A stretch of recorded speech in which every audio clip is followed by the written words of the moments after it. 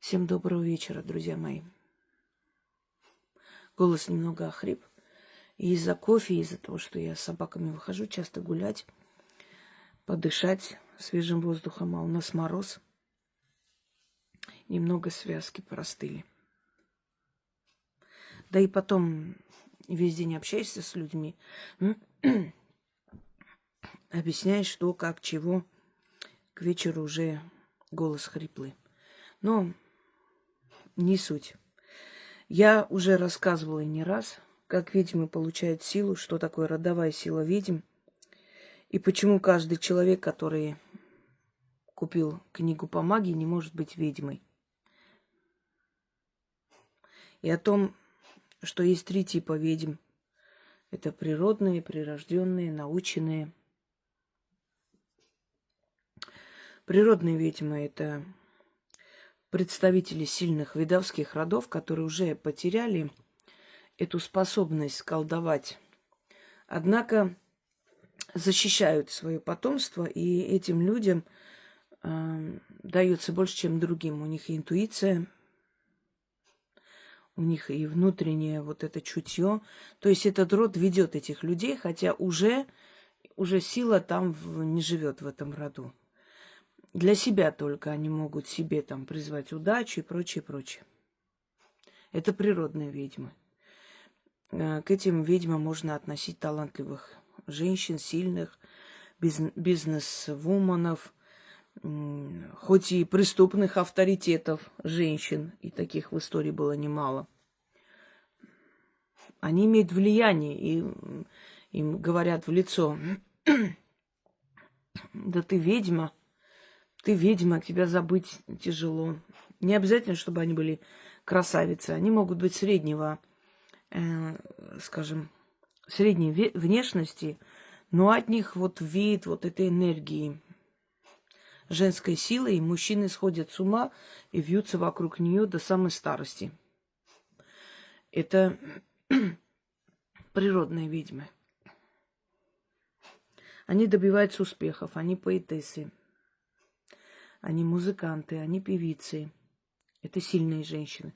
Ну и мужчины тоже, просто ведьмаков в природе не так много, ведьм больше. Женщина ближе к этому миру. Женщине, например, не нужно объяснять, почему эту свечу надо так поставить, этот заговор надо во столько читать. Это мужику надо объяснять, а почему именно так, а почему именно в этот день надо, а почему нельзя по-другому. Они тугодумы, они очень далеки от этого, очень боятся этого. И смеются над магией до тех пор, пока не увидят результат. Когда в семью начинают приходить деньги, когда их дела идут в гору, то они сами могут предложить жене, например: иди читай там, что ты там читаешь, иди начитывай. Может, тебе благовоние купить, может, травы какие нужны. Мужчины более расчетливы, чем женщины. Но женщина верит вначале, а потом видит результат, а мужик должен видеть, только после этого поверить, что это реально. Он не будет тебе объяснять это, он не будет копаться в этом, почему это происходит, как это работает. Не будет он туда встревать. У него нет природного любопытства, как у женщины. Но он просто понял, что это работает. Ну и все, ну и замечательно, как бы, иди читай, нам деньги приходят. Мне не важно, откуда это. Главное, что это, да, действительно, вроде, да, что-то там. Они так созданы. Поэтому ведьм гораздо больше прирожденных, природных. Теперь, вот природные ведьмы, они никогда не будут колдуньями, они не будут колдовать, они не могут принимать людей. Да, у них внутреннее чутье сильное, 7-е чувство, где-то могут предугадать, у них есть вещи и сны. Они сильнее других женщин своим внутренним миром, богаче. Они талантливые, сильные личности. Как правило, это представители жреческих родов, которые уже давно потеряли привилегию жреца, но вот эта вот внутренняя вот эта память крови, да, генетическая память, она сохранилась. Таких женщин иногда тянет в мистику. Поэтому я всегда говорю, если вас тянет в мистику и в магию, не обязательно магией заниматься. Вы можете магию для себя применять. Есть, пожалуйста, вот работы, начитывайте, у вас получится лучше, чем у других людей. Потому что вы именно из таких родов. Но никогда не лезьте туда. Не пробуйте себя в колдовстве. Этого не надо. Вот как только вы полезете туда, вам дадут по лицу. Есть наученные ведьмы. Это, как правило, обиженные на жизнь бабы, которые хотят, чтобы мужики штабелями валялись у ног, чтобы они все были богатые. И они ищут всякие там обучающие курсы.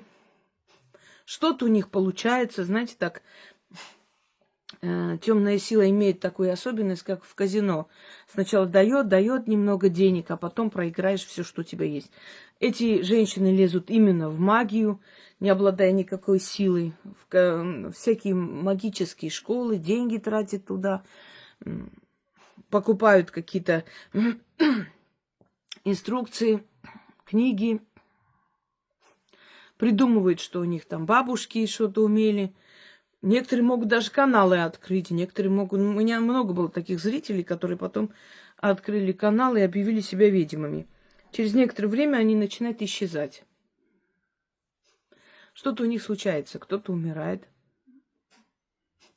Некоторые могут закончить свою жизнь в дурке. И такое есть. Их называют наученные ведьмы. Ну, это так термин просто. На самом деле, ведьмами они не становятся. Есть еще такое.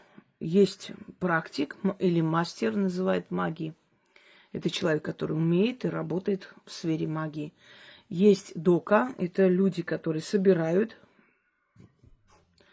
по деревням, по всяким книгам, собирают заклинания, заговоры интересные, составляют книги. Но сами не должны этим заниматься. Как только они лезут в магию, у них все, начинается провал. Они собиратели. Этими знаниями должны пользоваться только ведьмы. Даже не простые люди, потому что простым людям они не смогут объяснить, что и как надо делать, и не надо им туда лезть.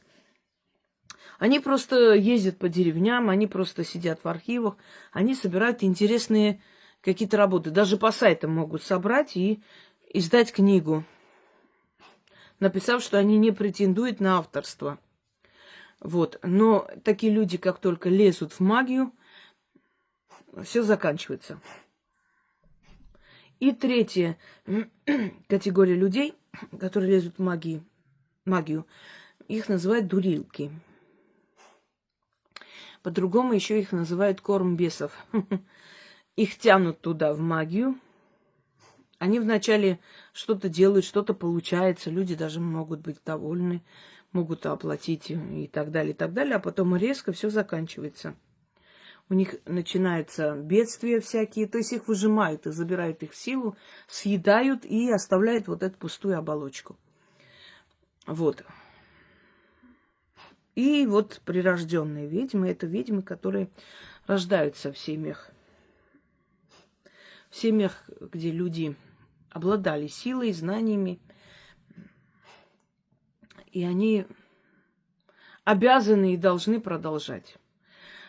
Потом ведьмы среднего звена, ведьмы старшего звена, ведьмы начального звена. И то начальное звено, это не означает те, которые ходят по всяким школам Гарри Поттера. Это люди, которым дана эта сила, просто они начинают свои жизни. Да? Это не вот эти вот студентки, курсантки. Мы не о них говорим. В основном это ведьмы среднего звена. 90% ведьм это ведьмы среднего звена. То есть это ведьмы, которые пользуются уже наработками, уже данными работами. Сами они не создают. Ну, могут что-то создать для себя, может быть, но они в основном пользуются тем, что получили от бабушек, от прабабушек, матери и так далее. Среднее звено. Это не значит, что они слабые. Ведьма среднего звена может быть сильнее ведьмы первого звена. В любом случае, по силе своей, понимаете? Это не об этом говорится. Просто те, которые пользуются наработками уже до них созданными, считаются ведьмы среднего звена. А ведьмы первого звена – это вот эти вот ледоколы. Это реформаторы, это ведьмы, которые Первые получают все тумаки и шишки, ведьмы, которые создают новые направления, создают работы, которыми потом будут пользоваться все остальные очень много веков. И те заговоры, которые к нам приходят, это тоже были созданы людьми первого звена, а потом оставлены, и этим пользовались все остальные. Итак, вернемся ко мне. Как я получила эту силу? И выбираем ли мы свою судьбу? Дело в том, что так получилось, что и по маминой, и по отцовской линии были люди, которые знали. У нас не говорят, это ведьмы они были. Мы никогда их не называли ведьмами. Просто женщины, которые что-то знают, умеют. Знающие женщины, так их называют.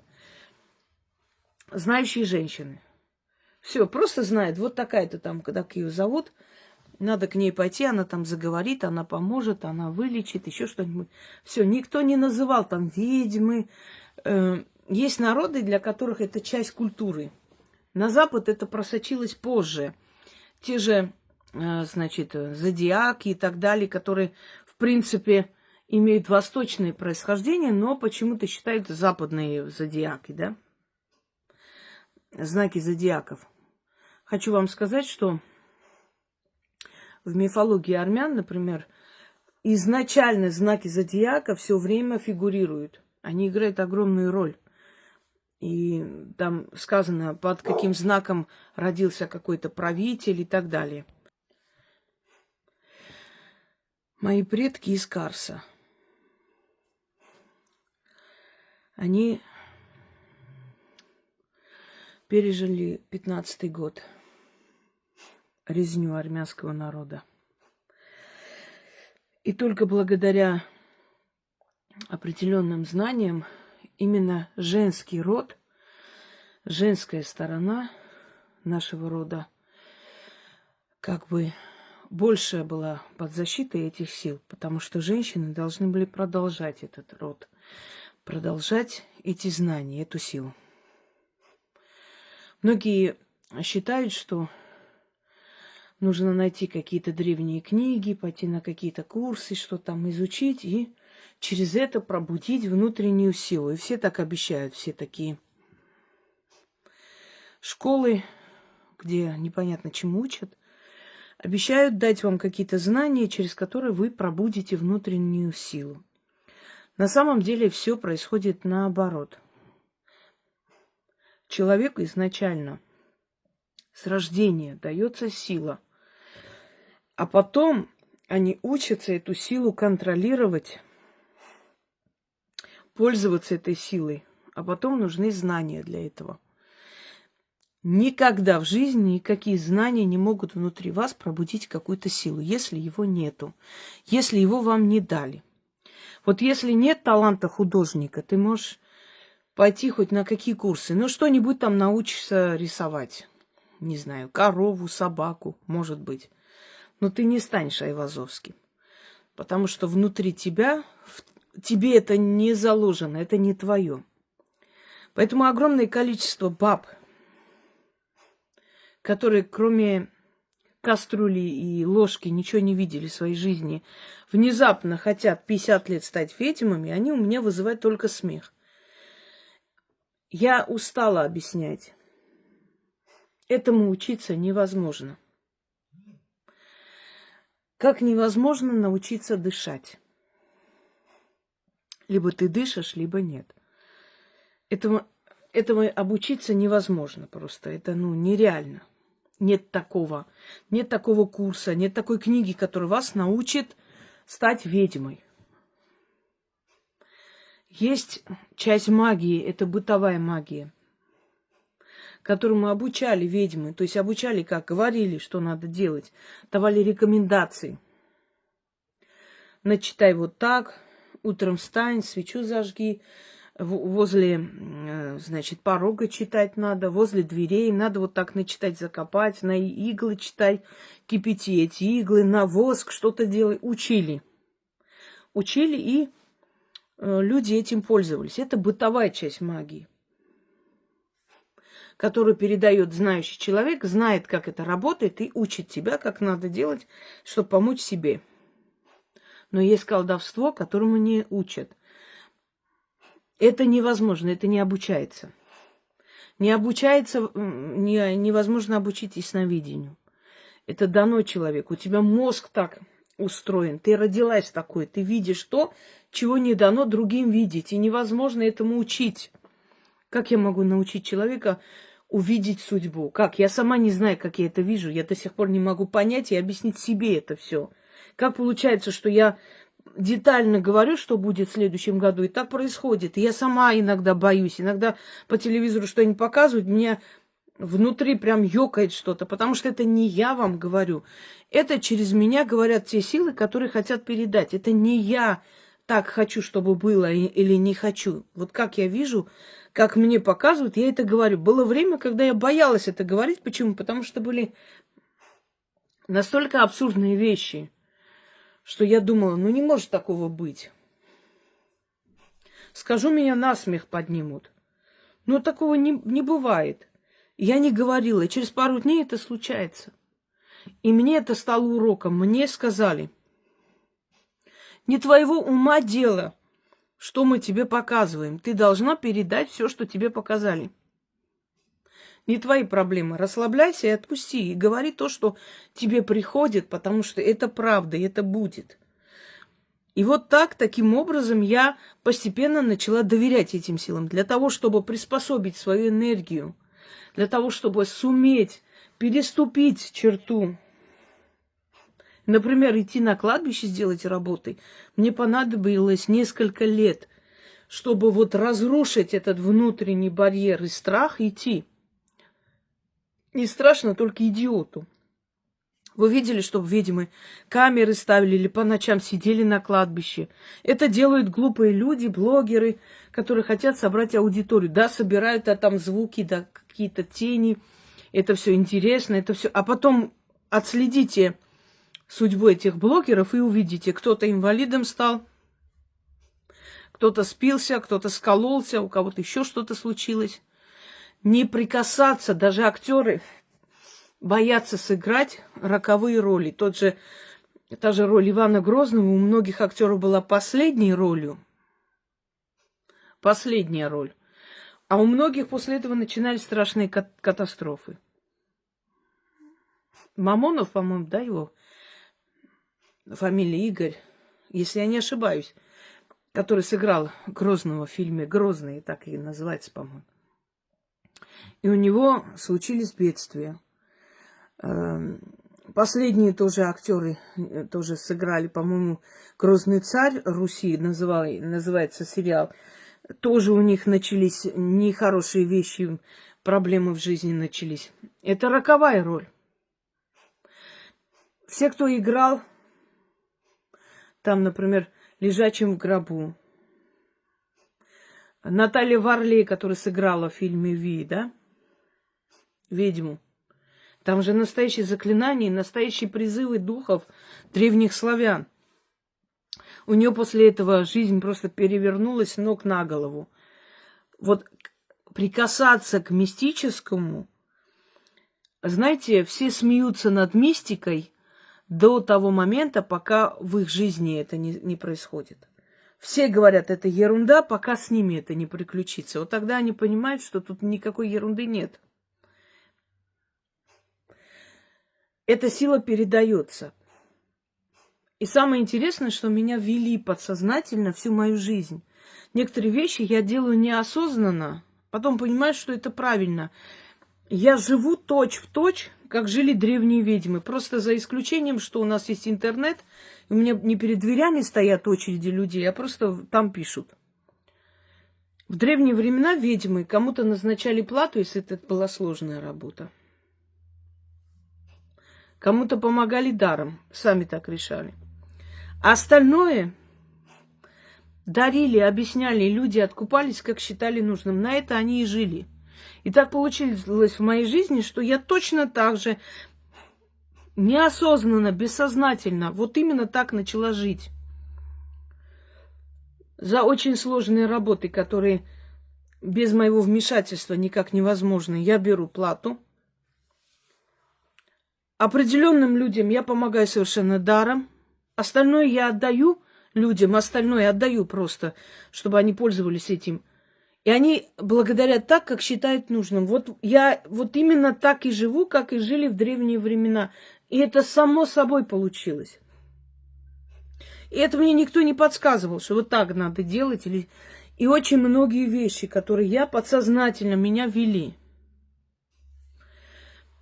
Мамина сторона, прабабушка моей мамы, Марта, она была повитухой и травницей. Я не знаю, сейчас найду ли ее фотографию. Я неправильно, я думала, что это родители моей бабушки. Нет, это как раз та самая Марта, рыжая Марта, мамина бабушка и прабабушка. Я сейчас поищу вам, покажу ее фотографию. Это она была повитухой. Ей по ночам ее просили, будили, возили, и она, значит, помогала женщинам. И она знала очень много рецептов, оставила. Трава бессмертник, которая, как она говорила, лечит даже рак. 99 болезней. Я до сих пор помню. Мне моя мамина бабушка, тоже моя прабабушка, она показывала ей эту траву. И говорила, что вот эта трава может вылечить 99 болезней. Сейчас я вам покажу ее. Секунду. Вот мой дед, который дошел до Берлина. Мамин дед и бабушка. А мои прадед и прабабушка. Вот он, вот его жена. А это вот его мать, Марта. Уже в старости здесь она стоит во дворе у себя. Вот эти люди. Когда ее сыновья, 3 сыновей, еще один у них дядька и двоюродный брат, они ушли на фронт, и Марта им, не могу точно сказать, что она там делала, она дала какой-то зарок, что она будет ночевать несколько дней вне дома, если ее дети вернутся. И что-то она дала, какой-то талисман, оберег, как говорили. Они все вернулись живые, ни одной царапины не было. Дошли до Берлина. У них столько было медалей, что когда их хоронили, этих дедушек, места не было просто. Этих медалей мы несли. Там, я не знаю, по штук 40 и у каждого, наверное, за освобождение такого-то города и так далее, и так далее. И причем не было у них ранений. Даже его сослуживцы говорили, что вы подозрительные какие-то. Как вы можете? Столько людей гибло в этих мясорубках, котлах. Они выходили. Когда-то в те непростые времена, когда народы Кавказа постоянно находились в состоянии конфликта, войн, так получилось, что всему селению пришлось сняться с места и на время спрятаться в горах. Вот они всем селом поднялись в горы вместе с детьми, взяли какие-то пожитки с собой, еду. Время было летнее, поэтому можно было спать под открытым небом. Скажем так, разбили лагерь в горах. И ночью мою прабабушку разбудил голос ее покойной матери, как рассказывали у нас в семье, я-то ее уже не видела. Кто-то ее разбудил. Ну, в общем, голос матери, который сказал: «Марта, вставай». Она подумала, что ей приснилось, решила спать дальше. И словно ее толкнули в плечо и сказали: «Марта, вставай, ты не слышишь? И она проснулась. Проснулась, открыла глаза и увидела, что над ее маленьким сыном, тогда еще он был маленький, новорожденный, Саркис, склонился волк, который уже собирался его забрать. И вот она подняла крик, люди проснулись, выгнали зверя, и это спасло жизнь этому маленькому ребенку, который потом стал уже взрослым человеком, естественно, его уже тоже нет на этом свете. Один из братьев, они втроем дошли до Берлина. Саак, мой дед, прадед, его брат Саркис, тот самый, и Арамаис. Они втроем дошли до Берлина и вернулись героями. Моей бабушке, то есть по маминой линии, бабушки моей, в основном учителя. Ее отец, Лазарян Диашвили, был священник в городе Варди-Субани. Он открыл там духовную семинарию. А потом гимназия открылась на этой почве, то есть на основе этой семинарии. И там преподавала моя прабабушка, Шушаник ее звали. Но отец моей бабушки, он умер молодым. Хотя вот это вот образование, любовь к образованию, она передалась генетически. Моя бабушка была учительница грузинского языка и литературы. Моя тетка учительница математики одна, вторая тоже математики учительница. Мама моя была учительница математики, что-то они прям математику полюбили. Они все были учителя. Я была учителем и есть истории. Но другая часть, то есть другая сторона родственников, видимо, в их генетике вот это вот травничество, целительство и так далее, оно как-то сыграло свою роль. Одна моя тетка врач, моя сестра врач. У нас вот такой вот род учителей и врачей.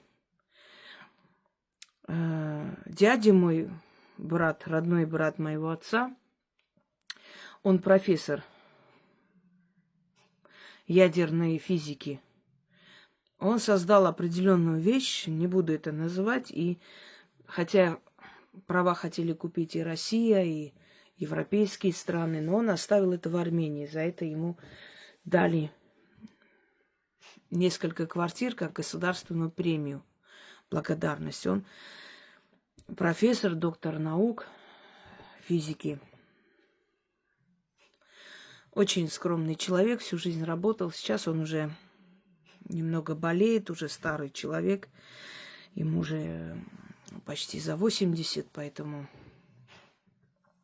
немного от дела он отошел. Но в любом случае его все эти труды остались и останутся. У меня есть родственники, которые известные журналисты, не буду называть. Мало ли, начнут их преследовать из-за этого. Всякие дураки писать им гадости. Одним словом, вот эта родовая сила, она каждому определила свое место в нашей, в нашей семье, да, в нашем роду. Со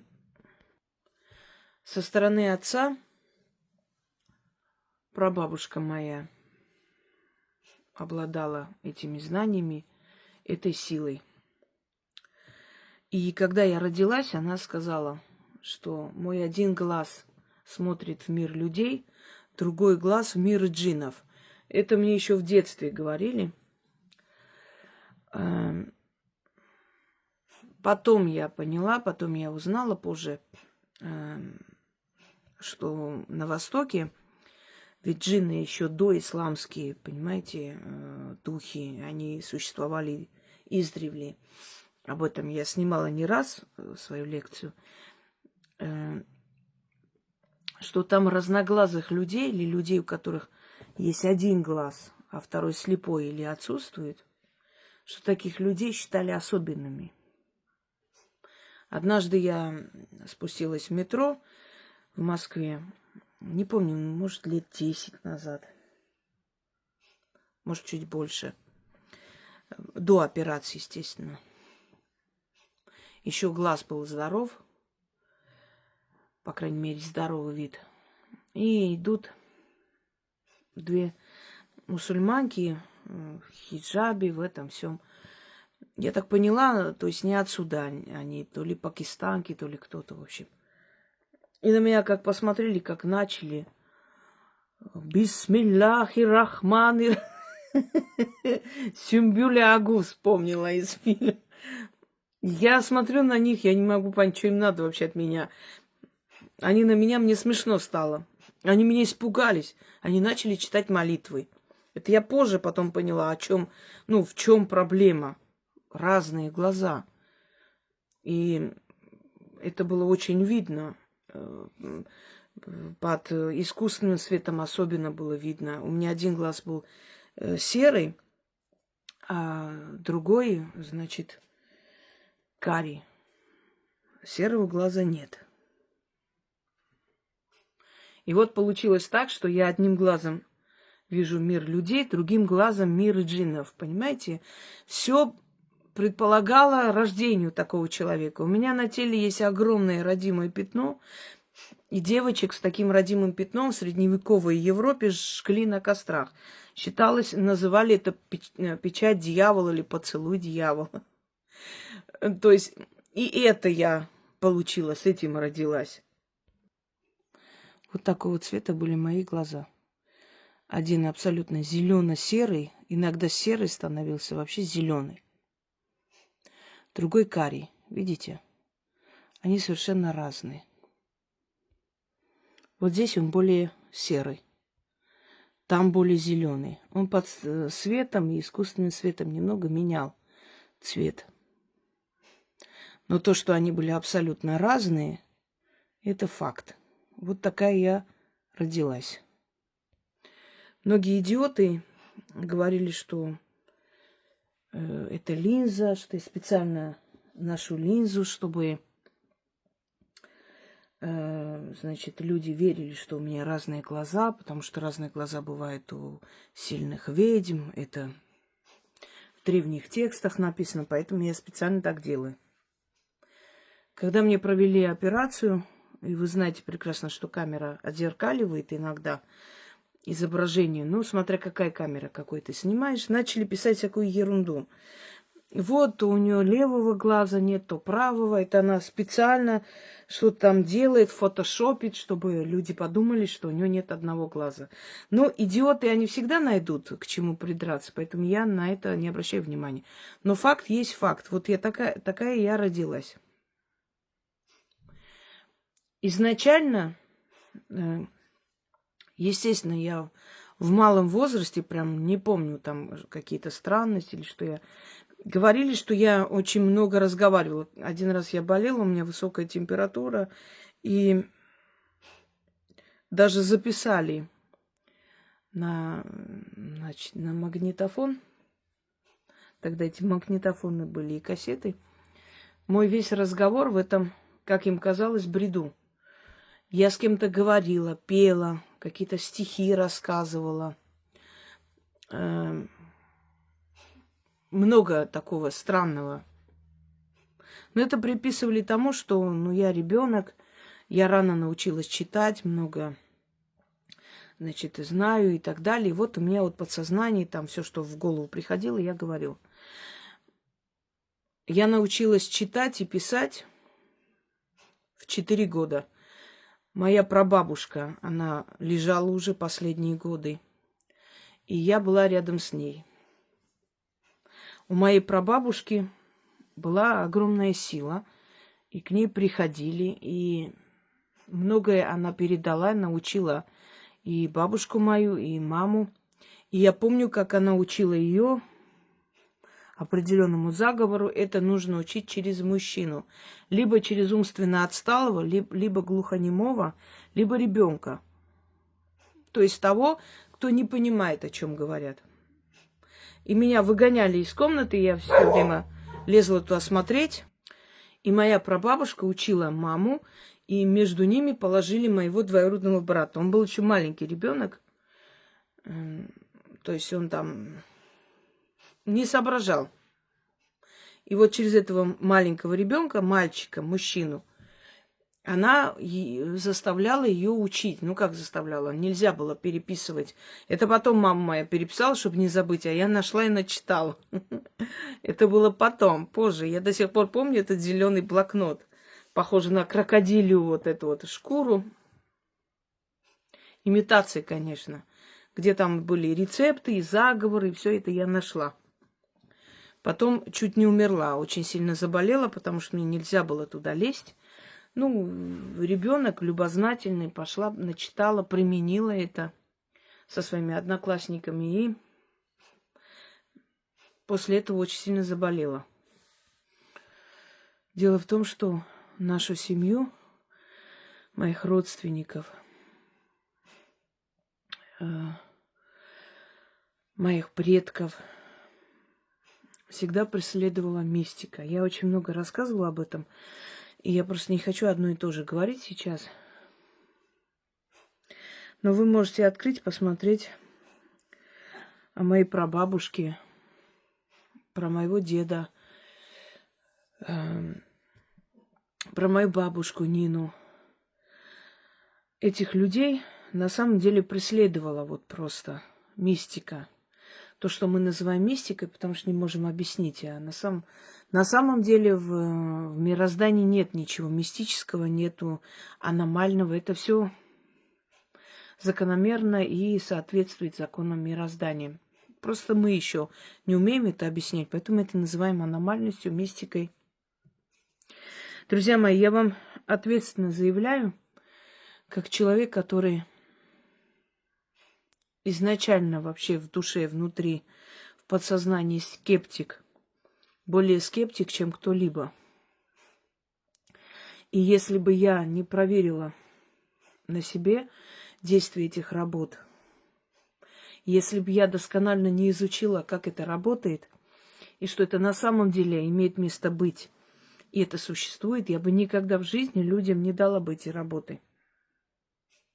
Я бы им не дала ложную надежду. Много лет своей жизни, пользуясь этим всем и применяя, в конце концов, я начала это отдавать людям. Почему много лет? Потому что с малых лет у меня есть записи, целые тетради, где я пишу заговоры, еще наивные заговоры. Мой дед оставил тетради, отец моего отца, в которых он ведет философские беседы. Он пишет про солнце, про мироздание, про то, где находится Бог, есть ли Он, и один ли Он там, или есть еще боги, куда мы уходим после смерти. По сути, то, что я говорю, снимаю, рассказываю, объясняю, это все продолжение его дела. Я просто продолжила его дело и, собственно, довела до финала. Мы все так делаем. Мы все продолжаем дело наших предков. Неосознанно, подсознательно это делаем. Они не смогли, не успели, он ушел молодым, а мы это продолжаем, мы это делаем, понимаете? Нам это дается по линии, мы завершаем начатое. И вот если учесть, что с малых лет, а вот где-то с 18, с 19 лет ко мне уже приходили люди, я была студенткой первого курса, вот уже помню, что ко мне приходили с того времени, просили помощи. И если учесть, что примерно, сколько мне было лет, наверное, 28-29, где-то вот в этом возрасте я, наверное, открыла канал, примерно так. До этого времени определенное количество лет я это все применяла, изучала, а потом в этих всех своих архивах начала постепенно снимать, говорить, рассказывать, дарить. Сначала подходила немного неумело, как-то не совсем могла работать с публикой, естественно, для этого нужно время. А потом постепенно, чем дальше, тем свободнее твое общение становится, тем больше интереснее и так далее. Вот огромное количество времени, и мне еще помогло мое образование, потому что у меня был доступ в архивы. Библиотека имени Горького в Волгограде, публичная библиотека, не знаю, сейчас так называется или нет. Нам, как студентам исторического факультета, было дано разрешение в любое время приходить. И вот в эти залы исторические мы брали старинные книги, редкие книги. Нам ксерокопировали некоторые по нашей просьбе то, что нам интересно. Я там очень многое нашла. Потом уже изучение самой. Потом люди, которые мне встречались за жизнь и оставляли, и, как правило, встречались к концу своей жизни и отдавали мне свои тетради, как мы называем, книги теней и прочее. Потом люди, которые знали мой канал, начали мне отправлять старинные книги редкие, которые были у них в семье, они могли и не помнить, откуда это взялось. То есть это все пошло в дело, если так грубо сказать, для помощи людям. Оно просто так бесполезно не лежало, не лежит. Оно работает во благо людей. Но то, что потусторонний мир существует, я просто, понимаете, как люди, которые очень хотят выглядеть таинственно, они постоянно об этом говорят, как они общаются с духами и так далее. На самом деле большинство этих рассказов вообще ни о чем, или там собственной фантазии, или желание выдать желаемое за действительное.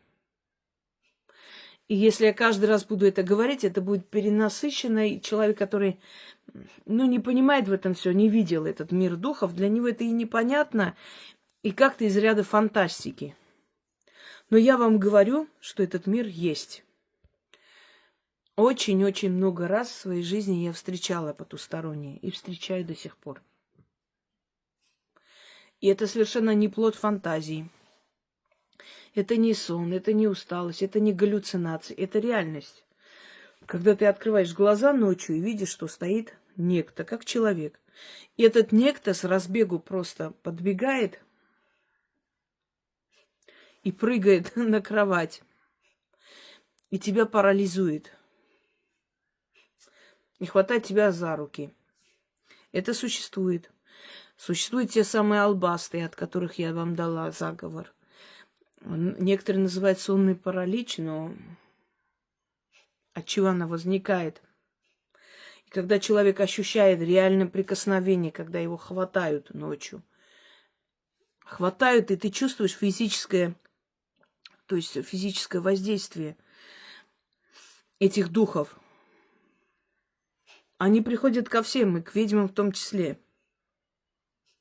По-разному они приходят, ведь в нас, то есть вокруг нас много сил, некоторые из них нас не очень любят, понимаете? И такое возможно. Или они приходят, чтобы еще раз, лишний раз показать, если раньше в молодости мне было страшно, сейчас мне любопытно, и наоборот. Я бы сказала, где-то даже успокаивает меня это, потому что я каждый раз убеждаюсь в том, что это существует. Наш мозг, он так устроен, что он забывает все, что нам причиняет боль или страх, он пытается стереть. Иногда человек видит мир духов, иногда соприкасается, слышит голоса, звуки, воздействие и прочее, но потом сам себе не верит. Ему кажется, что это показалось. Это настолько быстро происходит, и, как правило, без свидетелей, что человек потом сам начинает убеждать себя в том, что это ему показалось. Может, ему так легче жить. В любом случае. И вот эта мистика, она сопровождала моих предков всю их жизнь. Огромное количество рассказов о мистике, о джиннах. Бабушка моя, которая спасала девушку от их нападков. Одержимые, которых приводили и которым вызывали ее. И она приходила и отчитывала. И вот от этих только рассказов, которые я слышала, сидела и эти рассказы в этих мемуарах моих постепенно я об этом говорю. Только об этих рассказах, если слышать, да, волосы дыбом, внутренний страх появляется. То есть ты представляешь, что люди это видели. В древние времена чаще соприкасались. Потом постепенно эта бытовуха поглотила людей, они отдалились от мира духов, от природы, от всего. И духи перестали им помогать. И чаще всего приходят пугать, нападать, но никак не спасать, никак не защищать, потому что религиозная доктрина, она, как бы сказать, принизила роль этих древних духов. И всякими молитвами, заговорами их гонят и гонят из домов, не понимая, что это духи дома, и это обереги дома, это оберегающие силы. И чем больше их выгоняют из дома, тем больше болезней в доме, смертей, преследований и прочее, прочее, понимаете? И вот я учу людей уважать мир духов, чтобы они понимали, что и злые силы тоже часть мироздания. Без зла добра не бывает, и без добра нет зла, без тени нету света, и наоборот. Они часть мироздания, они существуют, и с ними надо считаться, с ними не надо конфликтовать, с ними надо дружить или их надо не трогать. Надо быть нейтральной от этих сил, чтобы они тебя не трогали. Не просто же так люди, например, пытались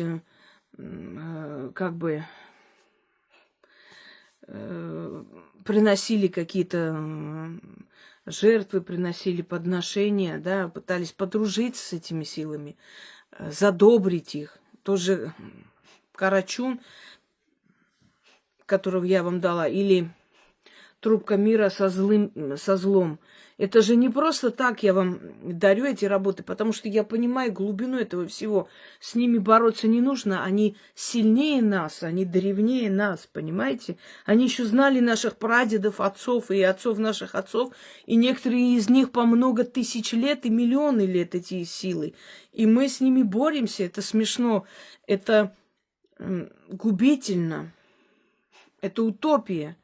Унижать их и думать, что каким-то металлом, какими-то символами, какими-то там крестами и прочим мы можем их изгнать.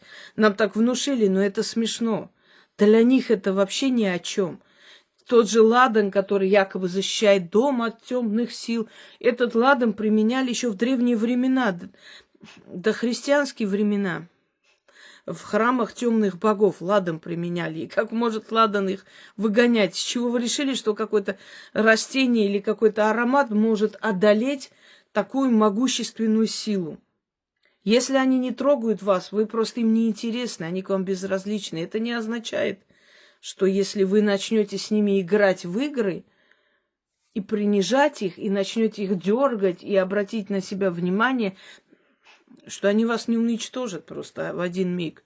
Поэтому люди начинают сходить с ума, они видят какие-то образы, звуки, потом начинают их звать и что-то такое, и человек начинает сходить с ума. Это все происходит без свидетелей причем. Поэтому и говорят, что наш разум, и это игры разума, что нам это кажется, что это болезнь, шизофрения и прочее, прочее. А на самом деле они знают, как действовать, они знают, как тебя вынести вне закона. Как сделать так, чтобы тебя посчитали сумасшедшим? Они не при всех это делают. А когда ты один, начинают тебя звать, начинают двери открываться, закрываться. При желании, если они захотят каждого из нас свести с ума, их настолько много вокруг, что им это ничего не стоит. Значит, духи дома все-таки оберегают нас с вами. Мой дед был очень сильным медиум. Очень. Он видел мертвых. Я рассказывала много происшествий, сколько раз его звали. Он общался с ними. Один раз из колхозного собрания зимой шел и позвал голос: «Георгий, подожди».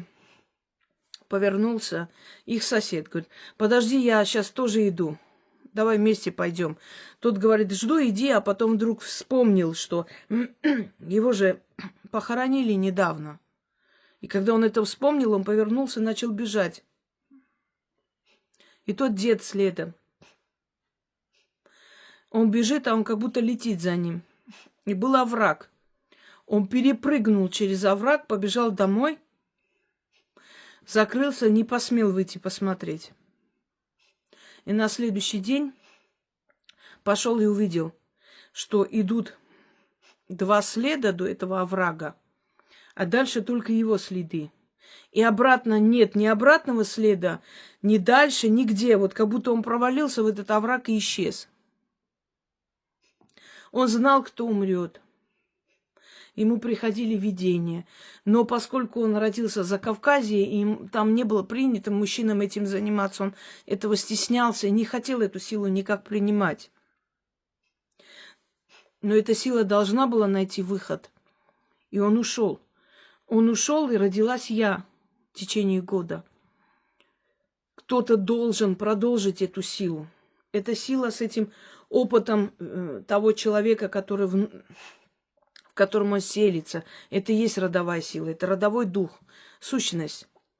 Вот он селится внутрь маленькой девочки после смерти прабабушки. Вы представляете, это какие знания, какая сила, какой груз для маленького мозга. Эти видения, сны, просто взрослая душа, дух заходит, и помимо твоей души оно селится и живет внутри тебя, подсказывает тебе, ведет тебя. Без этого это и есть сила. Просто так нету ничего. Когда некоторые недалекие говорят, личная сила, какая? Кто ты такой? Иметь личную силу. Ты кто? Ты всего лишь смертный человек. Какая твоя личная сила? Все, что твое, тебе не принадлежит. Даже душа твоя тебе не принадлежит. Не ты будешь решать, куда ты уйдешь после своей смерти. Нам ничего не принадлежит. Мы созданы. Ни материальное, ни наши родные близкие, ни наша судьба, ничего нам не принадлежит. И вот эта личная сила, это меня смешит. Нет никакой личной силы. Есть та сила, которую тебе дали. Вот мой дед ушел. Моя бабушка из-за этого очень сильно переживала. Он не хотел эту силу принимать. Ему приходили, стучали в ворота. Ночью стучали в ворота и звали его имя. Он вышел и увидел похоронную процессию, которая проходит через наш двор ночью. Несли гроб, и плакальщицы шли, знаешь, женщины плакали, кричали. Он видел, он один это видел, естественно, соседи, никто не проснулся. И кричали его имя. И он бабушке моей сказал, что он скоро умрет. Ну, моя бабуля, что хватит, не выдумывай. Просто тебе какой-то страх поселился в сердце, что это ерунда, не будет ничего такого. Не обращай внимания. Моего деда постоянно предупреждали, что он должен принимать эту силу. И сын его сестры, я уже рассказывала, который лечил кремнями и огнем. Вот муж сестры, который запрещал ей заниматься магией, и во сне пришел старец. Невозможно это запретить, поймите. Этим ты должна заняться. Если ты этого не будешь делать, все рушится. Мне дома все время говорили, зачем тебе это надо, таких людей бояться, карты мои жгли, пытались книги выкинуть.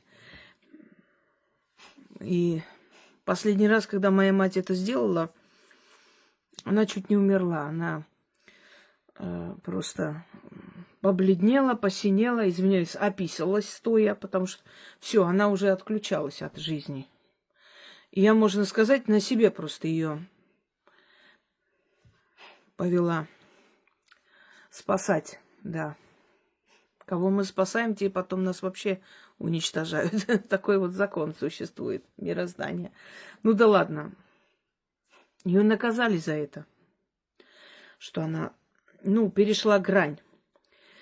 У нас все было хреново, скажем так. Все начали болеть, дела пошли плохо, тяжело у сестры, вот личная жизнь разрушилась, все.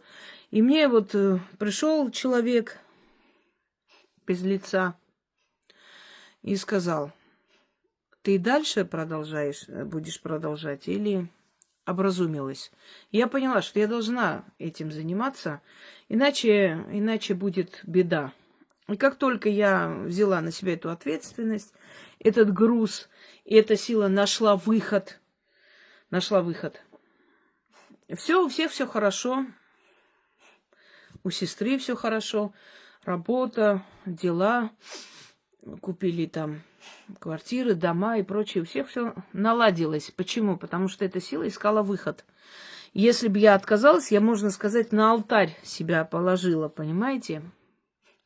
Пока я, ни в какую, я хотела обычной бабской жизни, человеческой. Я не хотела этого всего.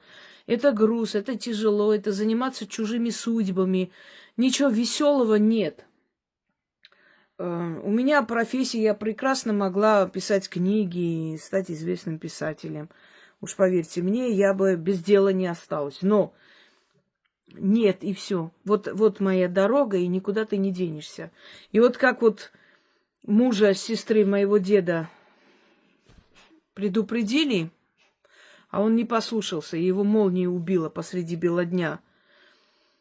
А потом сын перенял эту силу, эти знания, и его научили подсознательно и во снах, что надо говорить, как нужно лечить людей, и он этим занимался. Вот то же самое здесь. Никуда не денешься, никто тебе не запретит, не остановит, тебя все равно приведут сюда, и тебя никто не будет спрашивать. И вот эта вот болезнь шамана, болезнь ведьмы, она тоже существует, когда тебя ломает просто, можно сказать, через мясорубку пропускает, все меняется в твоем подсознании. Это жуткое состояние просто. Когда начинают приходить эти духи, когда ты видишь мертвых, когда голоса, когда звуки, посреди ночи нападения, ты встаешь, ты видишь, человек стоит возле окна. Это безумие, это может сойти с ума, не каждый разум это выдержит. Я уже не говорю о судьбе, которую мы проходим. Это такой ад кромешный. Почему нас мучают? Чтобы мы закалились. Ты должна умереть для этого мира и воскреснуть для другого мира. Поэтому и имя меняется. Потому что я больше не Анна. От Анны ничего не осталось, ее убили, уничтожили. Родилась Инга, понимаете? И все. Из этих огней. И после того, как другой глаз, который видел джиннов, теперь стал частью мертвого мира. И вот это вот, как вам сказать, открытый портал, отсутствие человеческого глаза, и часть меня начала просто видеть мир мертвых более сильно, чем раньше. И все эти видения, когда в 3 месяца я чуть не умерла от лейкемии, это, конечно, я не помню. 3 года вышла на эту транскавказскую магистраль за голубем без крыла, со сломленным крылом, игралась. И чуть не попала под большой груз. И когда водитель вышел и посмотрел по сторонам, и бабушка моя успела, а он меня не видел. Я просто была рядом, возле машины, возле колес. Он бы меня и не заметил. Мне было 3 года. Рядом с нами это Кавказская магистраль, чтобы вы знали. Прямо рядом с домом проезжает. Там пройти, не знаю, 10-15 секунд. Я побежала за этим голубем, и когда увидели, я уже была посреди этой трассы. И когда он сказал моей бабушке, что всю дорогу какая-то женщина с суровым видом стояла посреди дороги и рукой указывала ему, чтобы он остановился. И он 2 раза остановился, вышел, никого нет. И 3-й раз, когда опять увидел ее, под колесами чуть не оказалась я. В 13 лет, когда от воспаления легких чуть не умерла, и когда пришли определенные силы и начали между собой спорить возле меня стоя, надо меня забирать или нет, вторая сила сказала, хозяйка сказала оставить. И дух, который меня оберегал, который назвал себя Самсоном, и который до сих пор есть, и я его чувствую, он приходил много раз, он приходил во снах. Когда мой ребенок родился, он пришел и сказал, я больше не приду во сне, но я буду рядом. Я больше его не видела, но я чувствовала его защиту всегда, и сейчас чувствую. Кто этот дух? Сила моего рода или просто хранитель, которого мне дали, я не могу сказать. Но то, что он есть, присутствует и никуда не делся, это факт. Это я знаю и чувствую. Дед мой вернулся из леса, он за дровами пошел и вернулся из леса. Вернулся весь израненный, разодранные рубашки. И сказал, что когда загрузил эту тележку, сел закурить на камень какой-то. Ну, как говорили, его черт толкнул. Но он так сказал. Его толкнули за лицо. Его толкнули вниз, во враг. Он упал. И еле спасся, потому что вот дерево, которое висело над скалой, она его удержала. То есть он об это зацепился и потом постепенно поднялся. Понимаете? Его толкнули. Когда моя бабушка гостила у своей дочери, и там ребенок ее болел сильно, Борис, она сидела возле своего ребенка ночью, и приходит кто-то, становится возле люльки и тянет руки к ребенку. И она сразу поняла, что это смерть, что забирают ребенка. Она заплакала и сказала, забери меня. Не трогай моего ребенка, забери меня. Если хочешь забрать кого-то, меня забери. И это некто сказал ей, Вартануш, я не заберу твоего ребенка. Живи пока. Когда ему будет 20 лет, что ли, я за тобой приду. Вот как его женишь, я за тобой приду. Он так сказал и исчез. И когда моя бабушка узнала об этом, она ее ругала, что зачем ты это сказала? Как ты могла так делать, обменять себя? Ну, как может она отдать своего ребенка? Она понимает, что пришли за ребенком. Она не отдала, но отдала себя взамен. И действительно, когда ему исполнилось 20 лет, его женили. Мать через некоторое время умерла, потому что она сама так решила. Она поменялась судьбами. И когда моя бабушка потеряла дочь, она прокляла эти силы. Зачем мне это надо? Почему вы мне дали такую тяжелую судьбу? Я не просила. Сказала очень много нехороших слов в адрес этих сил. И как-то раньше стирали в реке женщины. Пошла стирать белье. Из реки выходит человек. Ну, похоже на человека. Некто рогатый. И говорит ей, это ты нас проклинала? А ну иди сюда. И начинает рукой ее звать. И моя прабабушка отбежала назад. На одном дыхании, оставив все там как есть, убежала домой. Она очень сильно заболела. У нее лицо скривилось, у нее случился инсульт. И до конца жизни у нее было кривое лицо. Скривилось у нее лицо от ужаса, от того, что она увидела. То, что приходили, звали ее, мою бабушку звали, ушедшие, покойные, их соседи, друзья, ну, поколение, как и мы сейчас прощаемся с теми, кто старше нас, так и они когда-то прощались. Естественно. И при них было очень много покойных людей. Пока они сами не стали покойные. И они приходили, они звали. Я помню, ее брата, жена Лиза, она жила одна, сыновья женились, все уже у себя жили в своих домах. Она осталась одна, и она говорила, что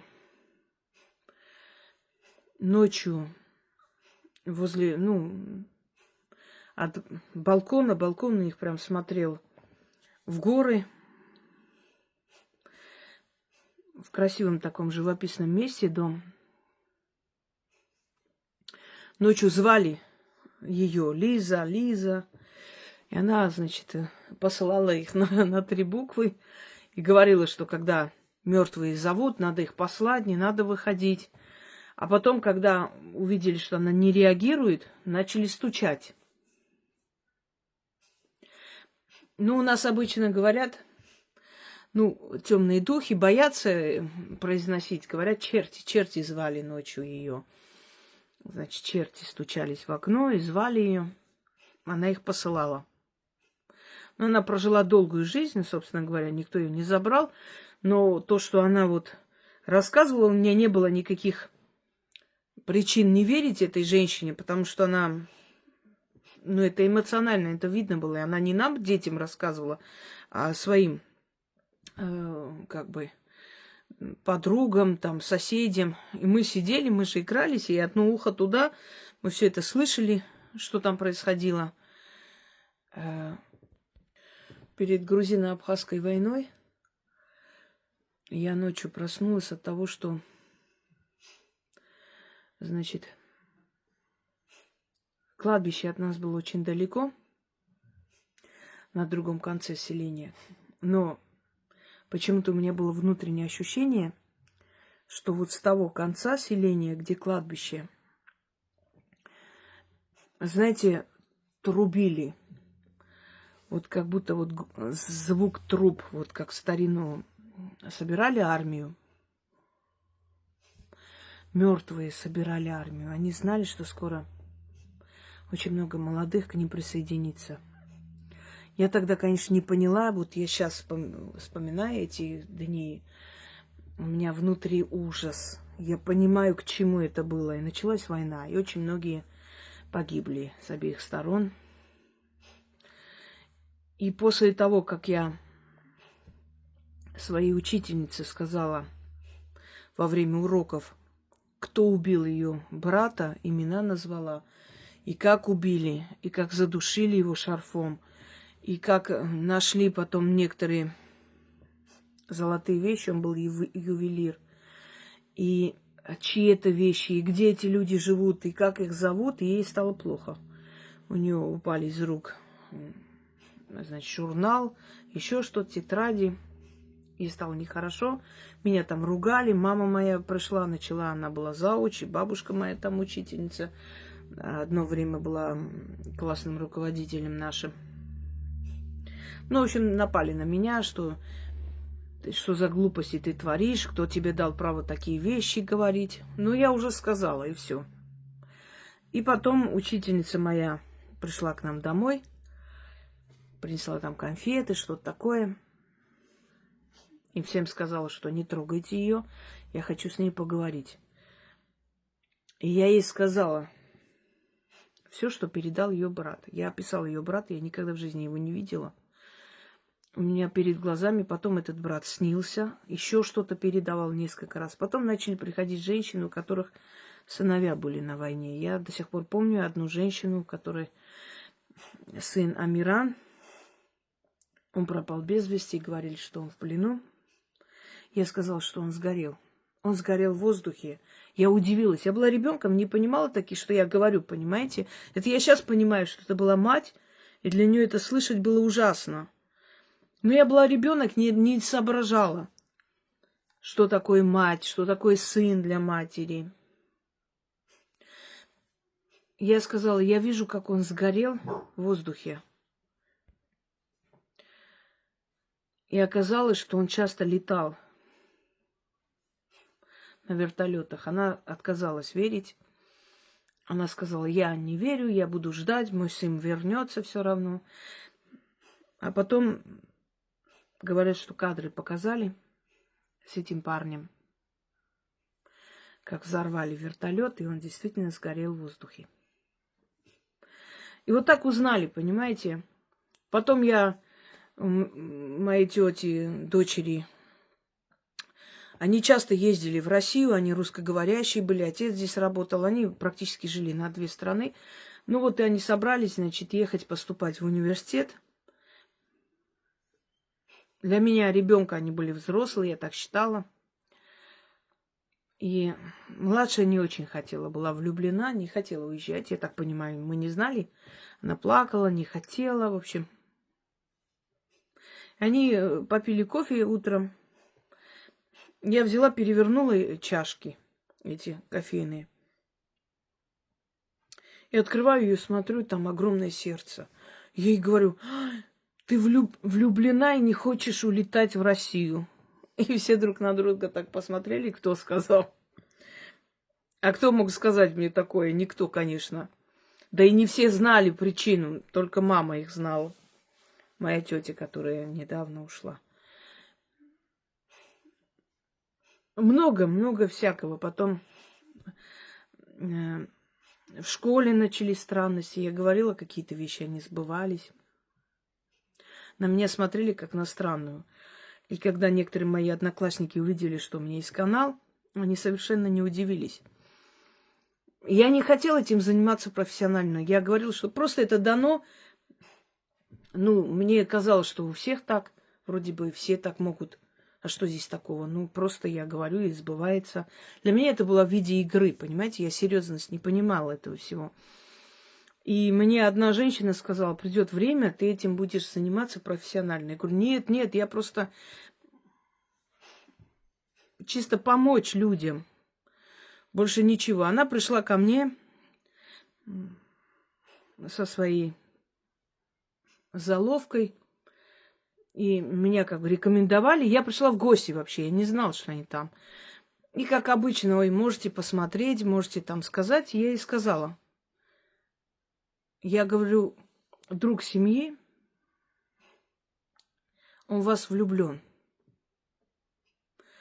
Ну, в общем, все сказала. Много чего. Она им говорит, ну, не совсем, конечно, ну ладно, не будем обижать девушку. Мне, конечно, было неприятно, что она так сказала. Потом она мне отдельно позвонила и говорит, я очень извиняюсь, я не могла при них сказать, но вы все увидели. Это так и есть. Действительно, друг семьи, меня влюблен, и много лет, и так далее, понимаете?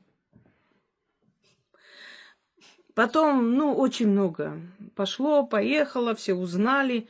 Никуда не скроешься. Где бы я ни устроилась на работу, я давала себе слово, что я ничего не скажу о том, что я умею, знаю. Вообще ничего. Но специально подводят к тебе. Вот человек страдает, ты знаешь, как помочь, и не говоришь. И грызет внутри это все. И отводишь в сторону и говоришь, пойдем со мной, я тебе кое-что скажу. Бери вот так, вот начитай свечу, вот перепиши, вот так надо говорить. Утром проснешься, так сделаешь. Спасибо большое, спасибо. Все, у нее решилась эта проблема.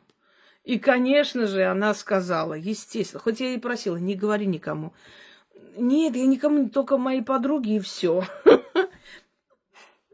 И начинается, и на каждой перемене меня тащат, и после уроков оставляют, и всем кабинет закрывают. И я сижу, говорю, что и как, воду приносят, свечи приносят. Понимаете, люди, вот когда говорят это запрещать, ну это смешно. Это невозможно запретить. Люди всегда верили потусторонним силам. Да, многие непонятные личности этим пользуются, на этом делают деньги. Но есть очень много настоящих. И к этим людям водили детей. И они заговаривали пупочную грыжу, они заговаривали кровь, они останавливали кровь, они знали много чего и так далее. И к этим людям было большое уважение, большой страх и доверие, понимаете? Поэтому это... Ну что теперь, среди врачей тоже много аферистов и шарлатанов. Что теперь, медицину же не запрещают из-за этого, правда? И случилось это так, что я была на подготовительной, да, подготовительная школа у меня была до 1 класса.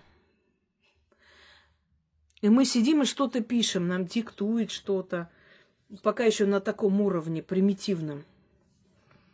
И я увидела, как огромный светящийся шар над головой появился.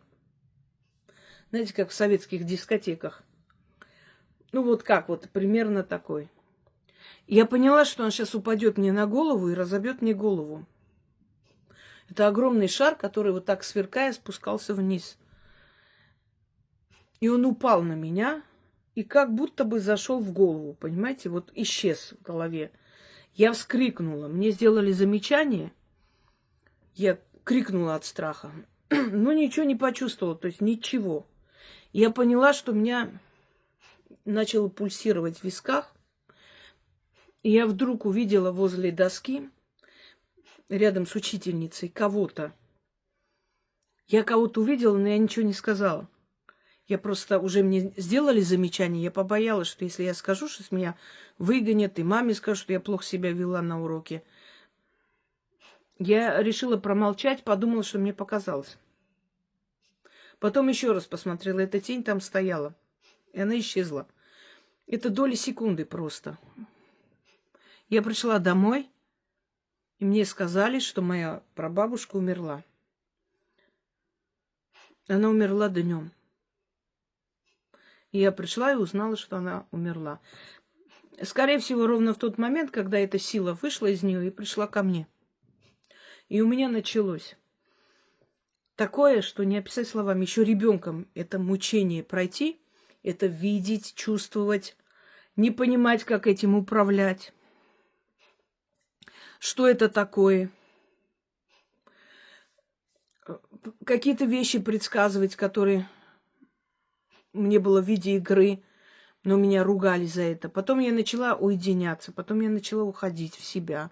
Я начала читать, я не хотела общаться. Я уходила вглубь нашего сада. Там как раз начинается скала, там река течет. Это дикий край. Уже лес. Рядом с лесом. Мы один раз куклу забыли, моей сестры, она всю ночь проплакала. Кукла моя, кука.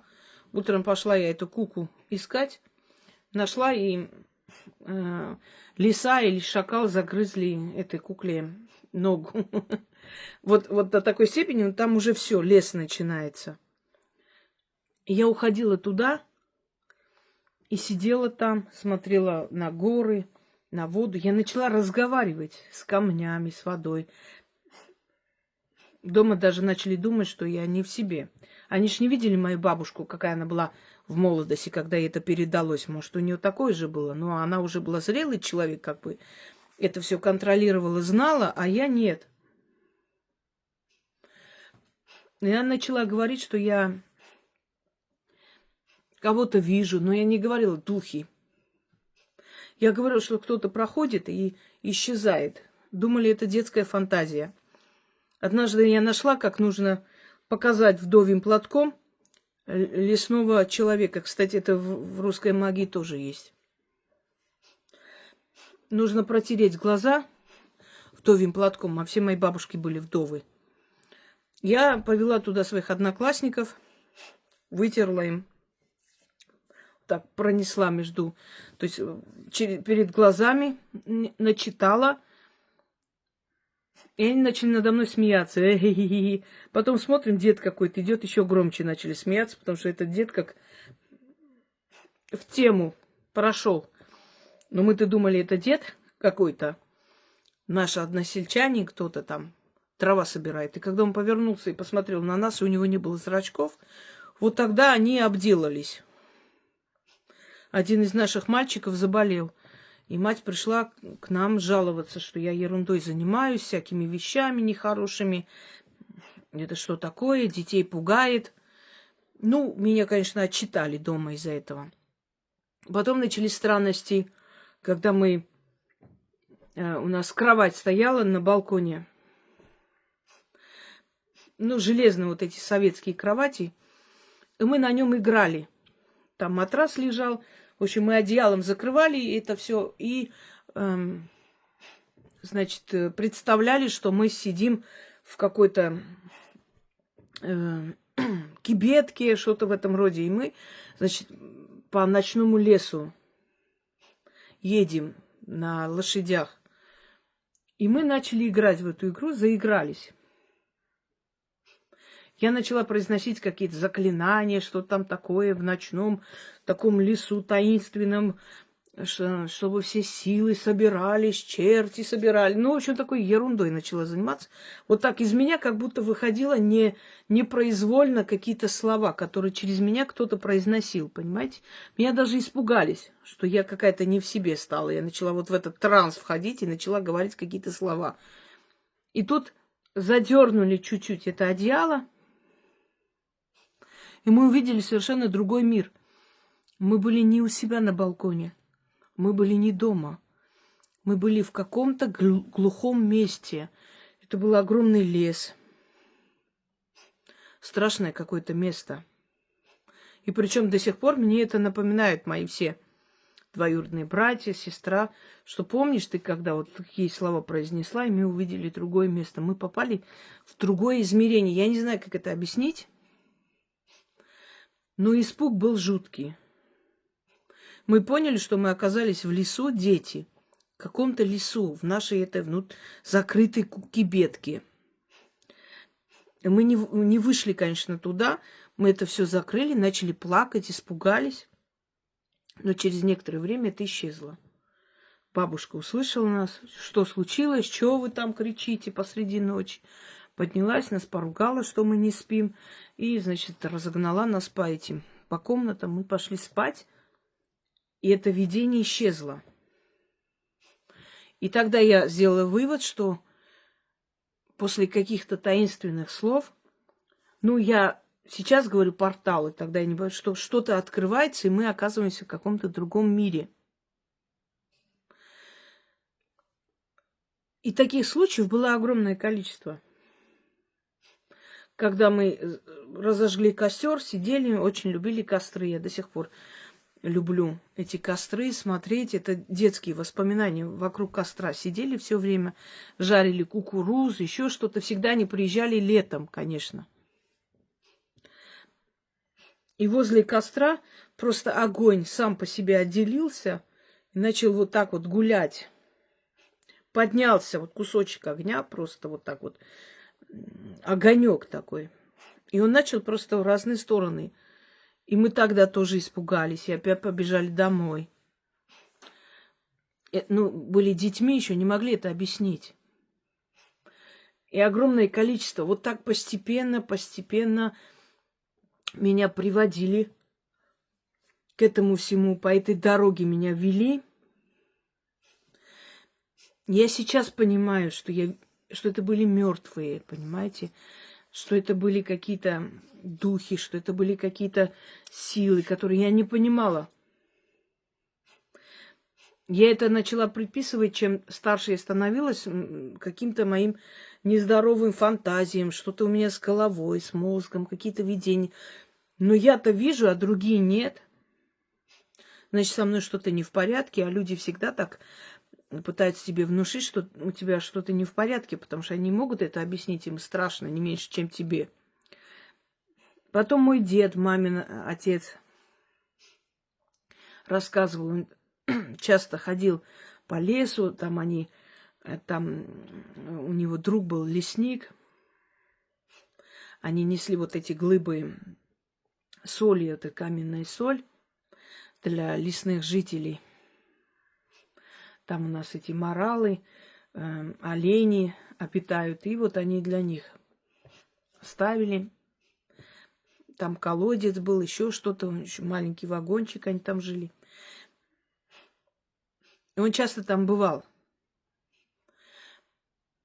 И нам он рассказывал, что там, если тропинка, например, весной или летом абсолютно желтая, выжженная земля, то в этом месте хозяйка леса ходит со своими собаками.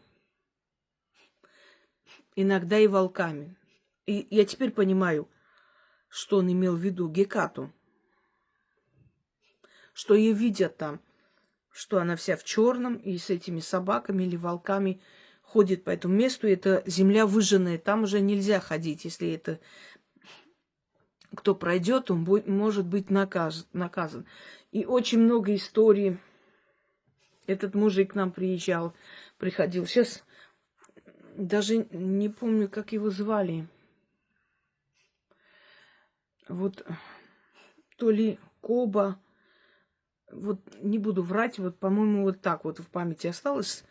Такой он средних лет был человек уже тогда еще. И он очень много рассказывал интересных историй, как он однажды шел по лесу, и вдруг голос какой-то сказал: быстро поднимайся на дерево. Он решил, что ему показалось. Голос повторил: быстро поднимайся на дерево. И он говорит: я, по инерции спросил: зачем? Поднимайся, узнаешь, ответил голос. И он, не хотя, решил: ладно, какая-то подсказка, кто-то мне говорит непонятно. Поднялся. И через несколько минут волки подошли и, значит, сидели, ждали. И волки очень терпеливые создания. Они могут часами сидеть и сутками ждать внизу, пока ты спустишься. Но хорошо, что была не зима, а лето. Он себя поясом привязал к дереву, чтобы не упасть во сне.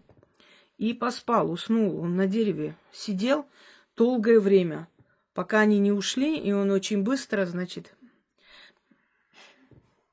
собрался до своего этого. И на мой вопрос, а почему ты не стрелял?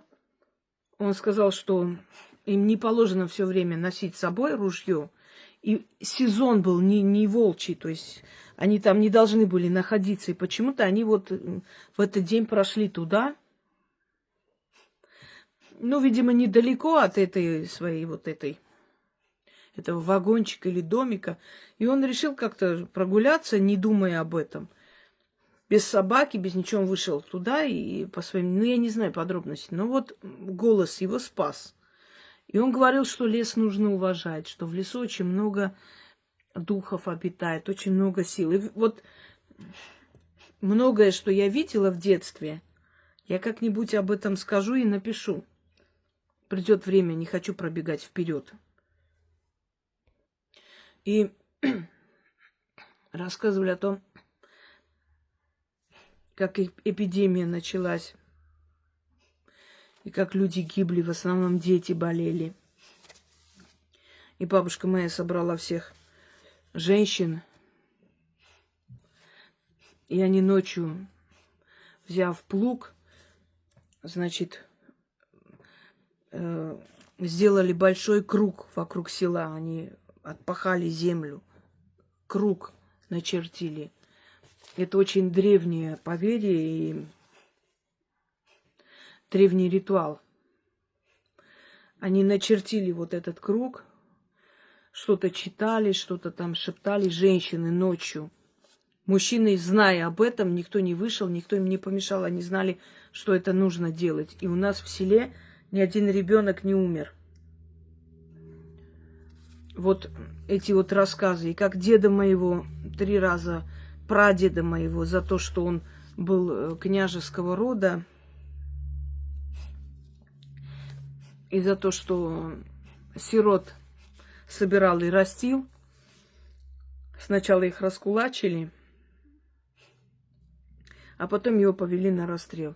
Был тихий, спокойный человек, как говорят, очень добрый, очень спокойный человек. За что его хотели бедного расстрелять? Вот они его повели. Первый раз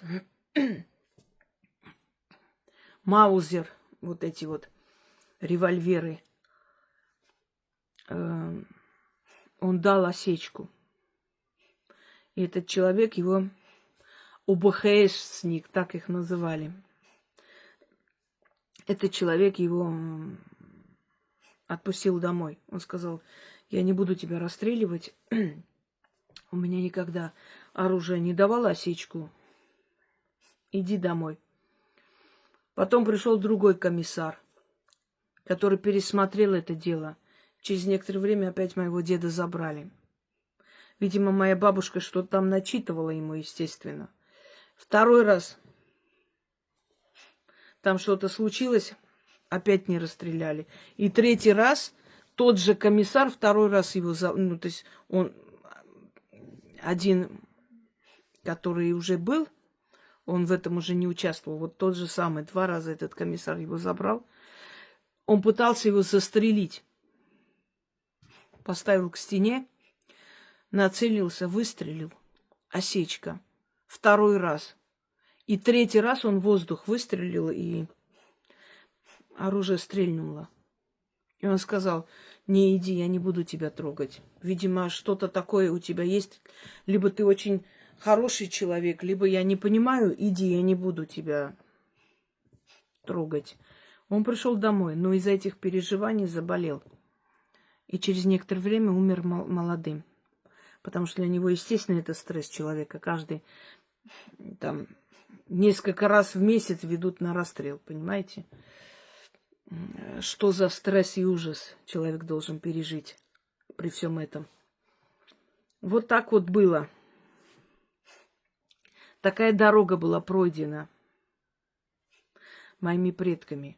Всего не расскажешь, я постепенно это рассказываю и говорю, потому что чтобы вы понимали, что на самом деле эта сила, которую мы не просим, она требует больших жертв. И люди, которые лезут в магию, не понимая, что это такое, они считают, что магия – это деньги, слава, хорошая жизнь.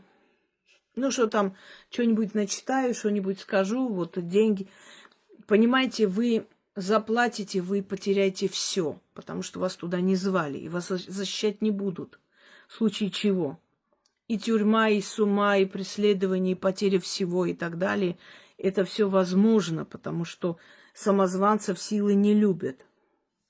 И второе, это огромный груз, это большая ответственность.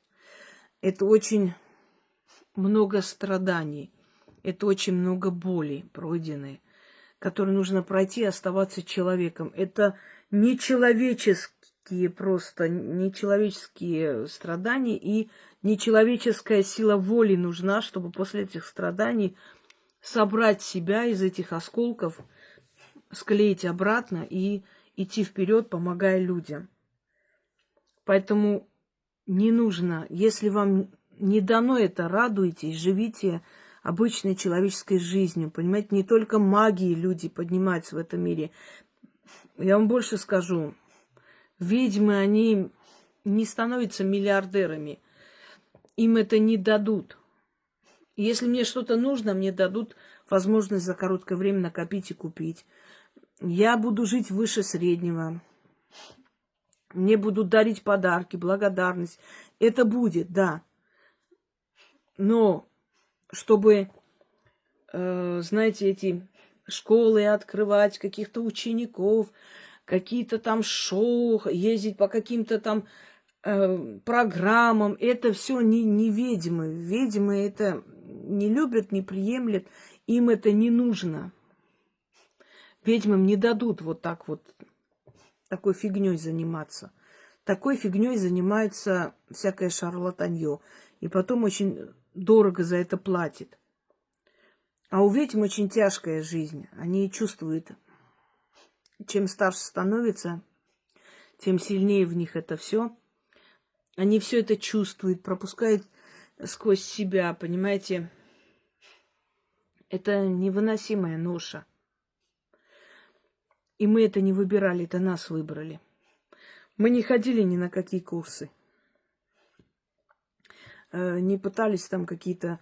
Мне так смешно, когда говорят,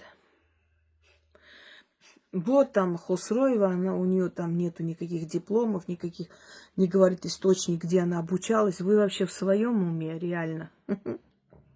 Где обучалась, какие курсы проходила. Ужас ужасный. Просто. Вот эти вот ничтожества, они пытаются отчитать меня за то, что я настоящая. Очнитесь. Вас никто не знает, и никому вы не интересны, и знать вас не будут. Мир даже не заметит, как вы исчезнете. Даже помнить вас не будет мир. А настоящих ведьм помнят веками.